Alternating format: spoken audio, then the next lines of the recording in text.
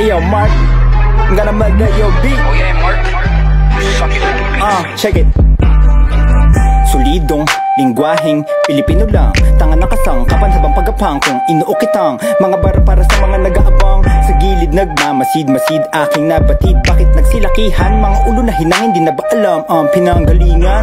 Puro P.A.L.A. Pino kapam pangang hinaluan ng Ilocano, gurong magtuturo kung paano laruin ang alpabeto kasabay ng paglagay ko sa tempo. Makinig sa lihiti mong lirisismo kong panis yung gawa sa rekto. Heto, dapat na malamang na malaman ng mga bara na di kaya lamangan ng mga bata na sumubok na tumusok sa aking unang pabulusok. Ang gagapang amakatan na magtatangka humarang.